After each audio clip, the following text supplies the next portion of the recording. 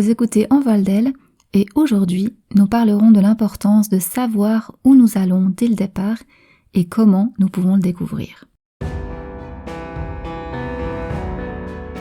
Bienvenue sur Envol d'elle, le podcast qui soutient votre envol. Je suis Rachel, coach certifiée, et j'aborde avec vous des thèmes de développement personnel pour nous permettre de nous épanouir et vivre des relations harmonieuses. Bonjour, je suis contente de vous retrouver aujourd'hui et de partager avec vous ce thème de savoir où nous allons dès le départ, ainsi qu'une application pratique pour nous donner la clarté. Pourquoi est-ce important de se pencher sur cette question ? On peut se demander ce qu'il se passerait si on ne le fait pas, si on ne s'intéresse pas à savoir où nous voulons aller dès le départ. Il y a bien des chances pour qu'on vive et qu'on agisse en mode pilote automatique. On m'a appris comme ça, on attend ça de moi, ou je pense qu'on attend ça de moi, c'est comme ça que tout le monde fait, donc je le fais. Ça me fait alors penser à deux des regrets des personnes en fin de vie relatés par Bronnie Ware. Le premier regret qu'elle mentionne, c'est « J'aurais dû avoir le courage de vivre ma vie au lieu de celle des autres ». C'est le regret le plus commun qu'elle ait entendu. Ce sont en fait tous les projets, les rêves, les aspirations qui n'ont pas pu être réalisés. Le deuxième regret qu'elle mentionne, « J'aurais dû moins travailler et passer du temps avec ceux que j'aime. Mon conjoint, mes enfants, ma famille, mes amis, passer du temps avec les personnes qui comptent pour moi. » On voit bien que si on vit en mode pilote automatique, en suivant le flot de la vie, des attentes de la société, des attentes des autres, on risque bien de se retrouver avec ces mêmes regrets. J'aurais dû avoir le courage de vivre ma vie au lieu de celle des autres, et ou j'aurais dû moins travailler.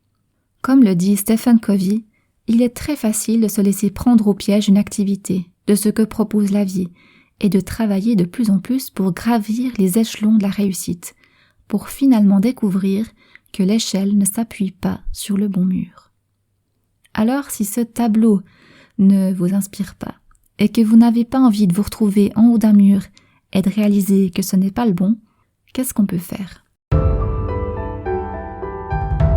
Un bon exercice suggéré par Covey dans son livre « Les 7 habitudes de ceux qui réalisent tout ce qu'ils entreprennent », c'est de commencer par la fin, et donc d'imaginer votre service funèbre. Oui, vous avez bien entendu, imaginez votre service funèbre. Vous imaginez donc que vous êtes décédé. Le service funèbre en votre mémoire est en train de se dérouler. Vous avancez au milieu des rangs, il y a des personnes rassemblées là, des personnes que vous connaissez, vous les voyez. Et puis voilà que votre conjoint vient prendre la parole devant. Que dit-il de vous ? Puis vos enfants, que raconte-t-il ? Un ami le fait à son tour, qu'évoque-t-il de vous ? Et enfin, un collègue de travail prend la parole. Que dit-il ? En prenant le temps de faire cet exercice sérieusement, en écrivant ce que ces différentes personnes racontent de vous, vous allez mettre au jour vos valeurs les plus importantes, vos valeurs fondamentales qui sont au cœur de votre vie. Ces valeurs, c'est ce qui est véritablement important pour vous, ce qui compte vraiment. C'est là où vous voulez aller, et le connaître permet de voir où vous en êtes aujourd'hui et de vous assurer que les pas que vous faites vous mènent dans la bonne direction. En revenant à nos réponses à l'exercice du service funèbre, on peut alors se demander « Est-ce que je suis aujourd'hui la personne que je voudrais être ?» Puis en constatant l'écart entre le « nous » de maintenant et celui qu'on souhaite être, on peut ensuite se mettre en marche aujourd'hui afin de diminuer cet écart. Par exemple, si j'ai envie qu'on dise de moi que j'étais une personne attentionnée, alors je dois commencer à le pratiquer aujourd'hui. Être intentionné aujourd'hui envers mon conjoint, mes enfants, les gens que je croise, pour qu'on puisse dire ça de moi demain ou dans plus longtemps. Mettre le doigt sur ce qui est important pour nous aide à nous mettre en route, à vivre notre vie et non pas celle des autres. Ça nous aide aussi à choisir en fonction de ce qui compte le plus pour nous et non en fonction des attentes ou des idées des autres. Cela nous permet aussi de réajuster la place que prend notre travail afin de ne pas passer à côté des personnes importantes et précieuses dans nos vies. Je cite encore Covey, « Comme nos vies seraient différentes si nous savions ce qui nous tient à cœur, Et si, cette image en tête, nous nous attachions à être et à faire ce qu'il nous importe vraiment d'être ou de faire. En conclusion, on a vu qu'en commençant par la fin, en imaginant nos obsèques et ce que les gens que nous aimons disent de nous, nous mettons le doigt sur ce qui est le plus important pour nous.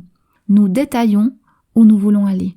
Nous pouvons ainsi commencer à le vivre maintenant, tout en nous assurant que l'échelle que nous gravissons est appuyée sur le bon mur. Alors, qu'est-ce qui est le plus important pour vous ? Voilà, nous sommes au terme de cet épisode. Je vous encourage à prendre le temps de faire cet exercice de votre service funèbre pour vous offrir la clarté d'où vous voulez aller.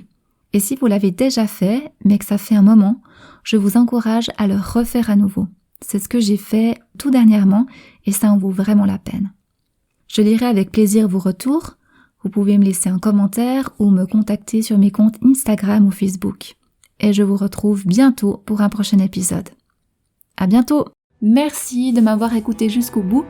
Si ce podcast vous a plu, merci de le partager autour de vous et de noter avec un maximum d'étoiles pour qu'il soit visible par d'autres.